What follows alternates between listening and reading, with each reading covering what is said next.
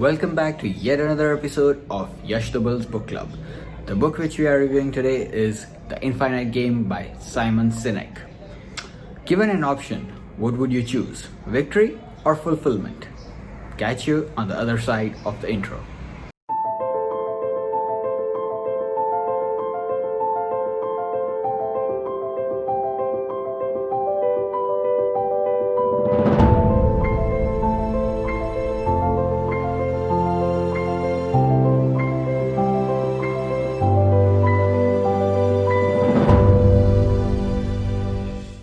So victory is something you would do to get to an end and win, provided you really do, and then end of story, you go back home. Whereas fulfillment is you live for an aim, for a cause, whereby people look at you and they join you.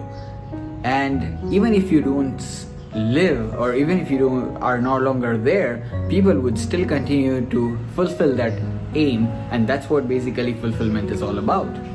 And this is the difference between finite and infinite games. So basically the author talks about a few elements of it. I'll discuss some of them. The first one is a just cause.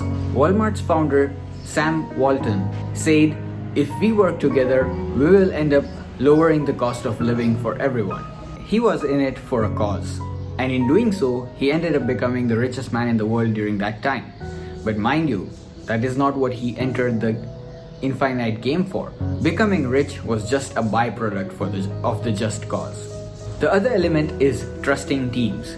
In the late 90s, the Shell company wanted to dig a very huge oil rig. This was unattempted, and obviously the risks were high. The team leader was asked to run the show, and he consulted a psychologist who said he needed to create a psychologically safe team, without which the people would not open amongst each other and they would not admit to mistakes, and this could be detrimental for the project. So he started a new thing in his company. What he did was every day the team was to sit with each other and discuss about their childhood events.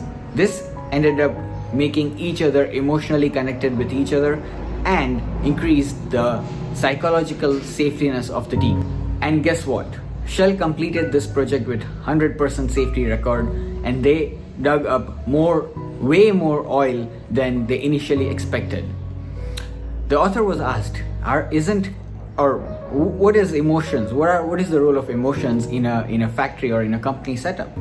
Well, his answer is, weak culture depends on rules, whereas strong cultures depend on relationships.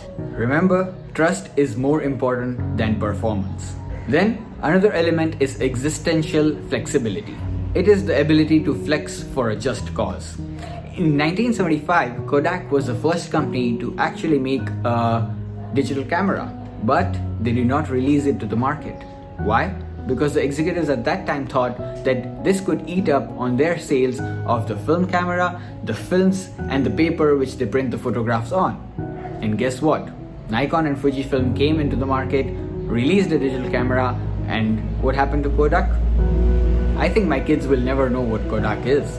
And another element is courage to lead.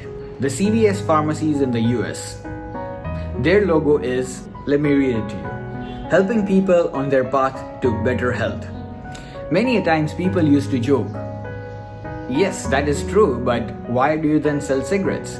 And this pinched the CVS executives, and then they made a bold decision to stop all sales of tobacco in more than 2,800 of their stores. They ended up losing $2 billion in revenue that year. But they did some research to find what exactly happened in the subsequent years. The cities in which CVS stores were, the cigarette smoking rates reduced drastically, and this increased their company value, and many companies wanted to work for them, or rather with them. They ended up gaining more in the long run.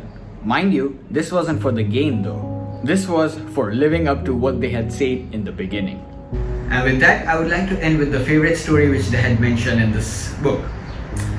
It was Apple versus Microsoft. So the author was invited for their annual event, In the Microsoft event, all the employees were focused on was how to beat Apple. At that time, it was the iPod era, and every employee's presentation was focused on beating Apple. Then, when he attended the Apple event, a similar Apple event to which he was invited to, all the Apple employees' focus was on how to make the lives of teachers better, how to make the lives of students even better.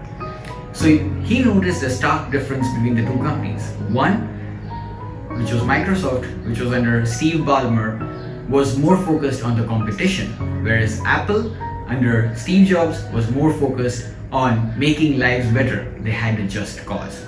All visionary leaders know that people are more important than numbers. That business is not a one-time event, but a journey. There is no winning or losing. Have a just cause and aim to live by it.